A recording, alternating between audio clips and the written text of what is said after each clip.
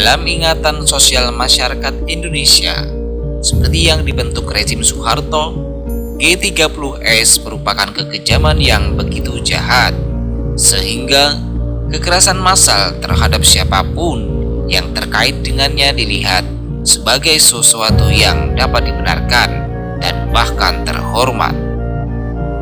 Pada dasarnya, G30S merupakan suatu peristiwa yang relatif berskala kecil yang terjadi di Jakarta dan Jawa Tengah. Namun, Soeharto membesar-besarkannya sedemikian rupa sehingga peristiwa itu tampak seperti sebuah konspirasi nasional berkelanjutan untuk melakukan pembunuhan massal. Berjuta-juta orang yang berhubungan dengan PKI, bahkan para petani buta huruf di dusun-dusun terpencil ditampilkan sebagai gerombolan pembunuh yang secara kolektif bertanggung jawab atas G30S.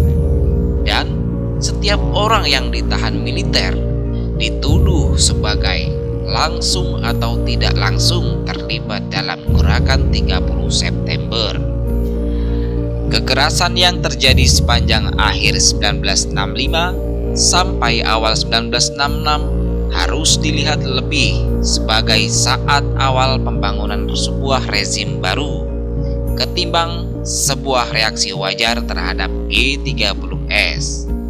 Soeharto dan para perwira tinggi angkatan darat lainnya menggunakan G30S sebagai dalih untuk menegakkan kediktatoran militer di negeri ini. Mereka perlu menciptakan keadaan darurat nasional dan suasana yang sama sekali kacau jika hendak menumbangkan seluruh generasi kaum nasionalis dan menyapu bersih cita-cita kerakyatan Presiden Soekarno. Mereka mengetahui bahwa mereka harus melawan pendapat umum. Soeharto saat itu relatif bukan siapa-siapa, seorang pejabat biasa yang bersiasat untuk menggeser sang pemimpin karismatik bangsa. Ia dan para pemimpin militer lainnya mengetahui bahwa mereka akan menghadapi perlawanan hebat jika militer melancarkan kudeta terhadap Soekarno secara langsung, tak berselubung. Alih-alih menyerang istana terlebih dulu, Soeharto justru menyerang masyarakat dengan kekerasan secepat kilat. Lalu dengan menginjak-injak penduduk yang dicengkam ketakutan dan kebingungan melenggang masuk istana. Soeharto sendiri tak mengherankan menyangkal bertanggung jawab atas kekerasan massal 1965 sampai 66. Memang pelaku jarang mau mengakui kejahatan mereka di hadapan publik. Dalam catatan resmi dinyatakan bahwa penumpasan PKI telah dilakukan melalui tindakan administratif dan tanpa pertumpahan darah. Orang yang dicurigai ditangkap, diperiksa untuk memastikan bersalah atau tidak, lalu dibagi dalam 3 golongan A, B, dan C sesuai tingkat keterlibatan masing-masing di dalam G30S, lalu dipenjarakan. Catatan resmi tidak pernah menyebut tentang pembunuhan massal. Dalam memoarnya, Soeharto menulis bahwa strateginya adalah pengejaran, pembersihan, dan penghancuran. Ia tidak memberitahu pembaca bahwa ada orang yang tewas dalam proses itu.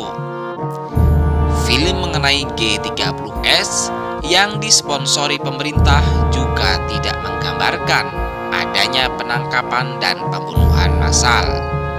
Panel terakhir pada relief Monumen Pancasila Sakti memperlihatkan Letkol Untung di depan Mahmilhub, seolah-olah proses hukum dengan kepala dingin merupakan satu-satunya bentuk reaksi militer terhadap G30S.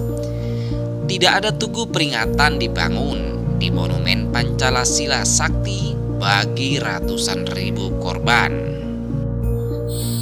Saat menyinggung tentang kekerasan yang terjadi, Dalam kesempatan yang amat langka, Soeharto menjelaskannya sebagai sesuatu yang bersumber pada konflik dalam masyarakat. Dalam pidato pada 1971, ia menyampaikan analisis tentang sebab musabab pembunuhan itu dalam satu kalimat singkat. Ribuan korban jatuh di daerah-daerah karena rakyat bertindak sendiri-sendiri, juga karena prasangka-prasangka buruk antar golongan yang selama bertahun-tahun ditanamkan oleh praktek politik yang sangat sempit. Dengan demikian, Angkatan Darat seolah-olah tidak memainkan peran apapun dalam mengatur pembunuhan, dan artinya rakyat melakukannya sendiri untuk alasan yang tidak ada kaitan dengan operasi penghancuran G30S oleh militer. Penjelasan Soeharto yang singkat tentang sebab musabab pembunuhan itu bukanlah sesuatu yang unik. Banyak orang Indonesia, bahkan yang biasanya kritis terhadap propaganda negara, mempercayai bahwa pembunuhan itu merupakan tindak kekerasan yang terjadi spontan dari bawah, sebagai pengadilan liar barisan keamanan rakyat yang membarengi usaha penumpasan pemberontakan PKI oleh militer yang sangat terkendali dan terorganisasi dengan baik. Tidak adanya pembicaraan yang terbuka dan penyelidikan yang teliti terhadap pembantaian yang terjadi telah menimbulkan ketidakpastian yang besar tentang pola umum kejahatan ini. Pembunuhan itu seakan-akan terjadi begitu saja, tanpa ada orang atau lembaga apapun yang bertanggung jawab. Koran-koran pun di Indonesia tidak memberitakan adanya pembunuhan.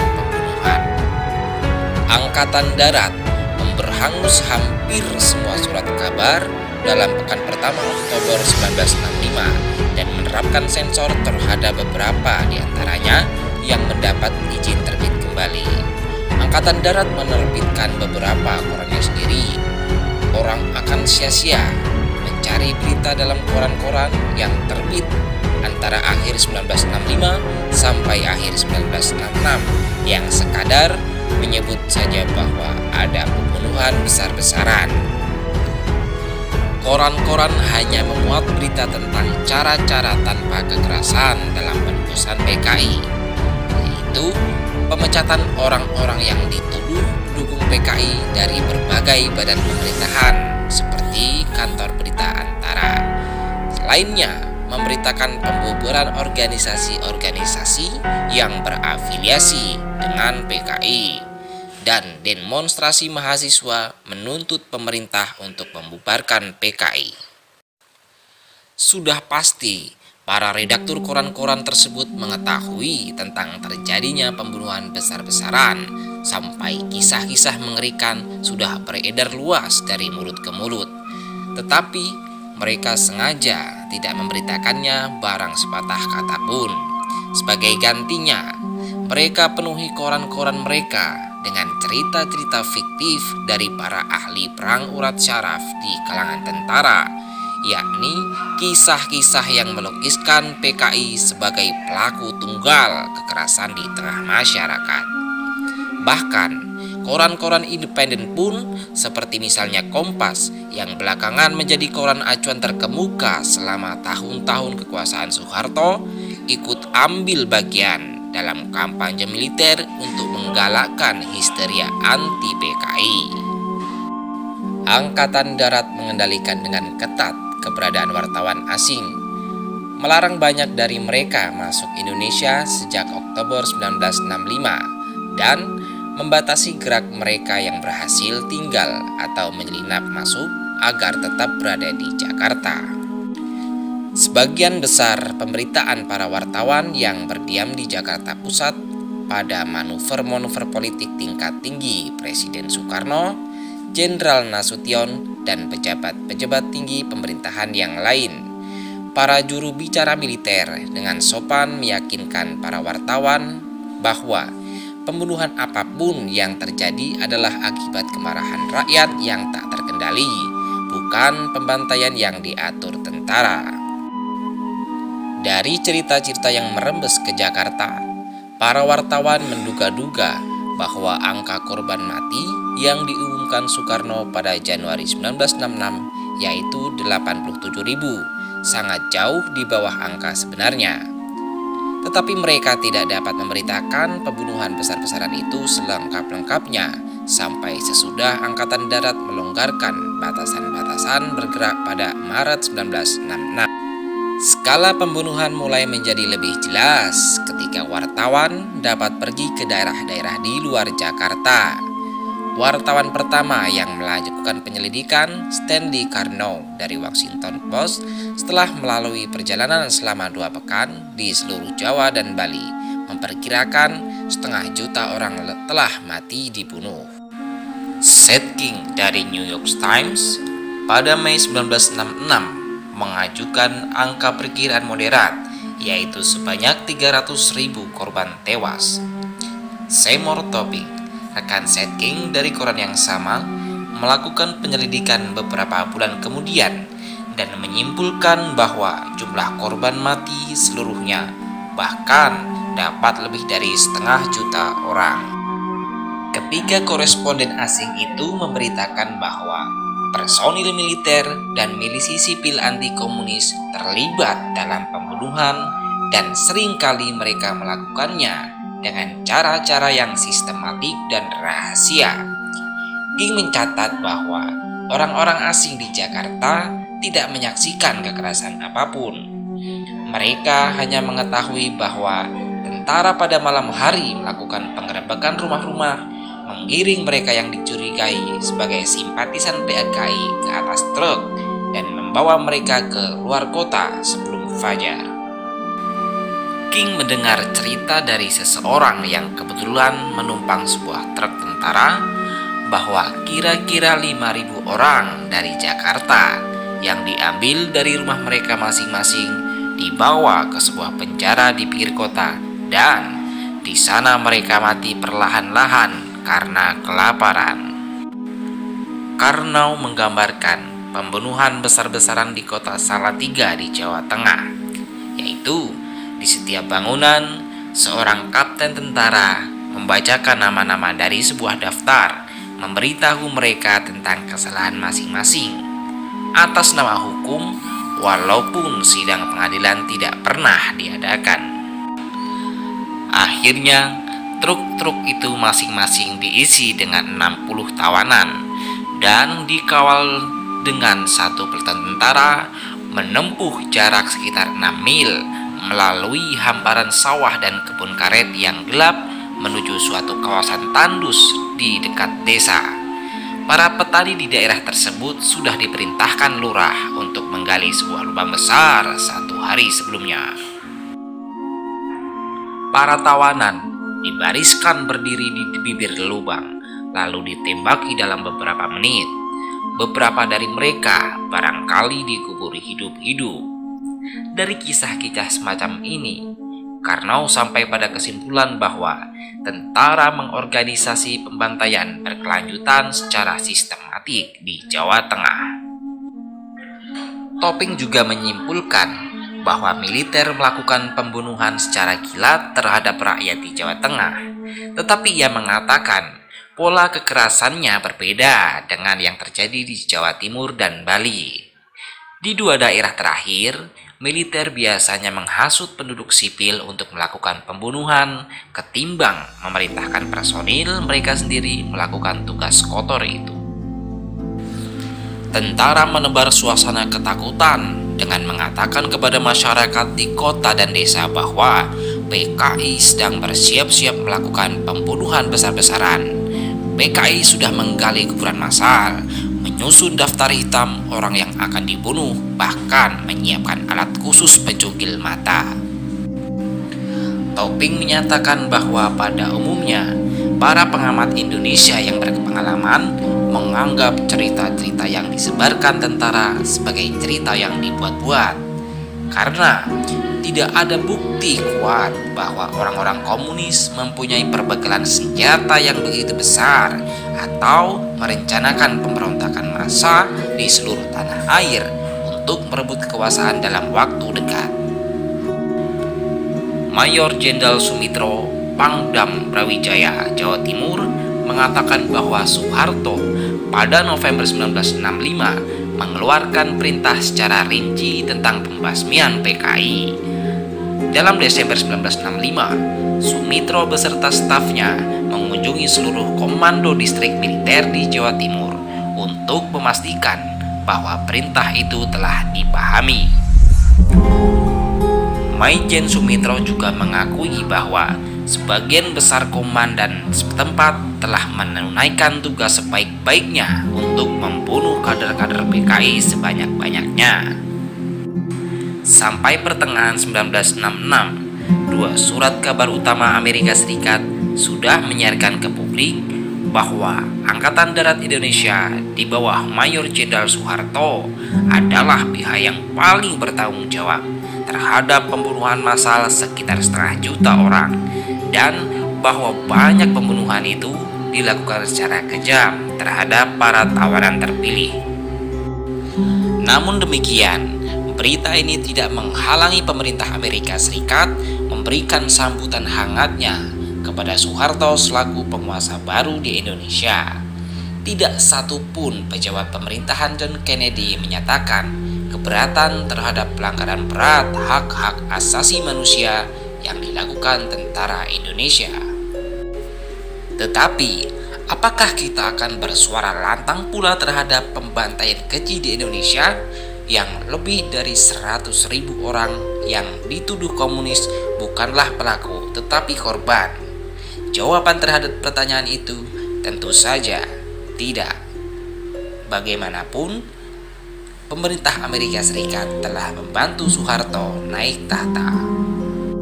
Kegembiraan akan penggulingan Soekarno dan penghancuran PKI mengalahkan pertimbangan kemanusiaan apapun.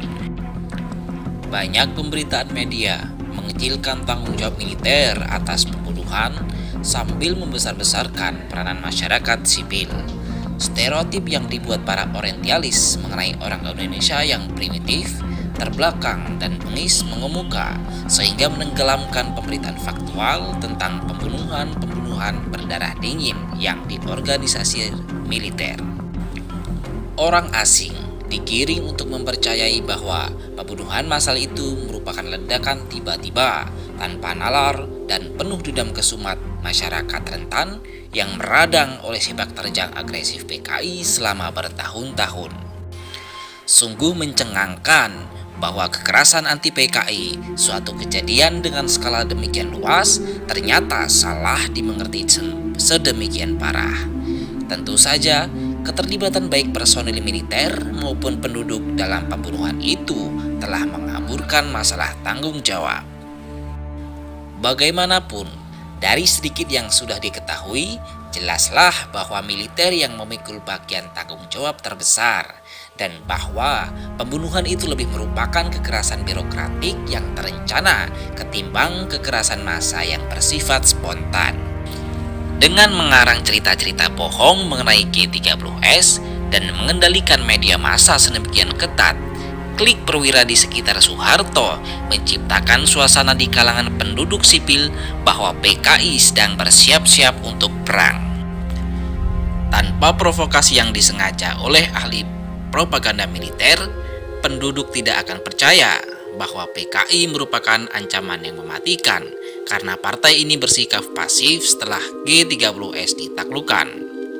Militer bekerja keras menyulut kemarahan rakyat melawan PKI sejak awal Oktober 1965. Surat kabar dan siaran radio dipenuhi dengan berita palsu tentang apa yang dinamakan Gestapo, bahwa PKI menimbun senjata dari Tiongkok, menggali kuburan massal, menyusun daftar orang-orang yang akan dibunuh, mengumpulkan alat khusus untuk mencukil mata, dan seterusnya. Propaganda ini sendiri, bagaimanapun, tidak cukup untuk memprovokasi penduduk sipil agar ikut melakukan kekerasan. Propaganda merupakan faktor yang penting, tetapi tidak cukup. Perbedaan waktu terjadinya kekerasan di daerah-daerah yang berlainan menunjukkan bahwa kedatangan resimen pasukan khusus Angkatan Darat atau RPKAD berperan sebagai pemicu. Mengingat RPKAD yang memulai pembunuhan itu, maka kita tidak bisa tidak memperkirakan bahwa pasukan para komando ini telah menerima perintah langsung dari Soeharto untuk melakukannya. Koordinasi antara Soeharto dan RPKAD sangat erat.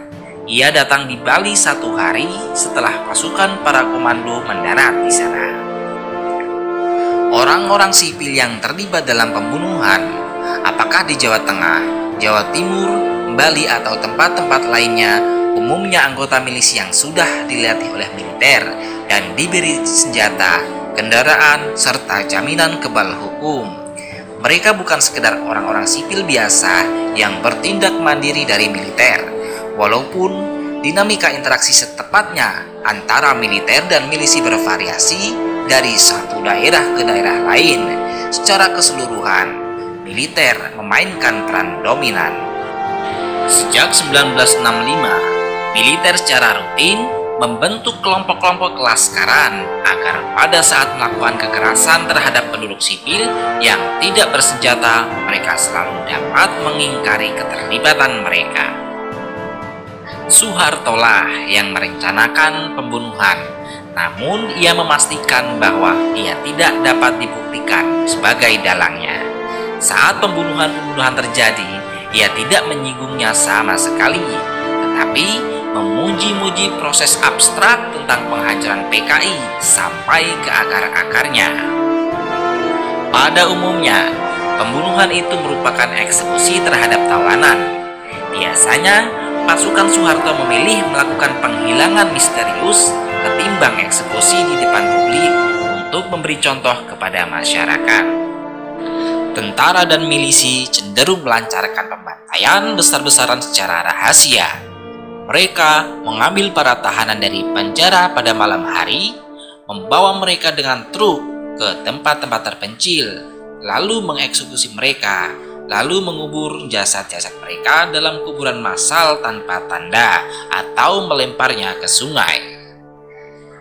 Gerakan 30 September menjadi peristiwa penting hanya karena Soeharto dan para perwira di sekitarnya pada awal Oktober 1965 memutuskan untuk membuat peristiwa itu menjadi penting. Mereka mengeramatkan G30S, maksudnya mereka memberikan arti penting yang lebih besar dari yang sebenarnya termuat dalam gerakan ini. Mereka menggunakan G30S sebagai dalih untuk membenarkan langkah-langkah yang memang sudah mereka rencanakan lebih dulu terhadap PKI dan Presiden Soekarno. Soeharto menjalankan pengambil alih kekuasaan negara di balik selubung prosedur hukum. Ia menyembunyikan kudeta merangkaknya sebagai tindakan murni konstitusional dengan restu Soekarno untuk menggagalkan KUP PKI. Soeharto tetap mempertahankan Soekarno sebagai presiden di atas kertas sampai Maret 1967, 1,5 tahun setelah ia kehilangan kekuasaan efektifnya. Soekarno mengeluarkan protes lisan, tetapi kata-katanya tak berdaya karena sejak pekan pertama Oktober 1965, militer telah menguasai media massa. Ia bahkan kalah dalam memberi nama peristiwa itu sendiri. Sebagai usaha menghentikan media massa yang menggunakan sebutan konotatif Gestapo untuk G30S, maka pada sidang Kabinet 9 Oktober 1965, Soekarno mengajukan sebutan Gestop sebagai akronim dari Gerakan 1 Oktober. Media yang telah dikuasai militer tak acuh kepadanya dan tetap bersikukuh dengan sebutan Gestapo, walaupun Soekarno menyadari bahwa militer berangsur-angsur menggerogoti kekuasaannya.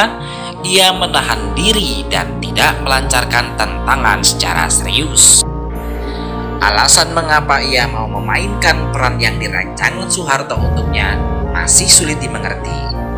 Jika kita menyimak pidato-pidatonya, tampak bahwa Soekarno terutama mengkhawatirkan Indonesia akan dipecah belah oleh apa yang disebutnya kekuatan-kekuatan imperial, kolonial, dan neokolonial, gabungan musuh bersama yang ia singkat menjadi Nekolim. Soekarno khawatir bahwa jika ia berusaha menggalang pendukungnya melawan Soeharto, akan terbuka jalan bagi perang saudara tak terkendali yang malah akan menguntungkan Nekolim. Dalam kekacauan serupa itu, Indonesia akan terbagi menjadi negara kecil-kecil, lalu Amerika Serikat, Inggris, Belanda, dan negara-negara lain akan datang untuk menancapkan kawasan pengaruh masing-masing. Karena obsesinya terhadap kesatuan negerinya, Soekarno tampaknya percaya bahwa pertumpahan darah betapapun mengerikan masih lebih baik daripada Indonesia sebagai negara bangsa musnah dan kembali ke kekuasaan asing. Ia memilih memenuhi kemauan Soeharto, membiarkan wewenangnya digerogoti, dan akhirnya keluar dari istana tanpa perlawanan. Bahkan di masa pasca Soeharto, kebanyakan orang Indonesia tidak mengetahui bagaimana sesungguhnya Soeharto naik ke tampuk kekuasaan. Sampai saat ini, Soeharto dikutuk karena korupsi dan keserakahannya yang mencengangkan, tetapi bukan karena pengkabarannya tentang G30S yang tidak benar dan pembunuhan massal yang dilakukannya. Jejak berdarah yang mengawali kekuasaannya hampir tidak pernah diamati secara kritis dan cermat. Monumen kesaktian Pancasila masih tetap berdiri tegak. Peringatan resmi setiap tahun masih tetap diadakan meskipun tanpa kemegahan yang sama seperti dahulu. Parlemen pasca Soeharto tetap mempertahankan hukum yang melarang pembicaraan publik mengenai Marxisme, Leninisme, dan keterlibatan ekstapol dan anak cucu mereka dalam partai politik. Rezim Soeharto membangun sebuah dunia fantasi sendiri yang unsur-unsurnya, terutama yang berkaitan dengan peristiwa 1965, terbukti masih bertahan gigih untuk tampak sebagai kebenaran abadi bagi bangsa Indonesia. Peninjauan kembali terhadap awal kelahiran sang rezim, yakni perebutan kekuasaan tak masuk akal oleh Soeharto, sudah lama tertunda.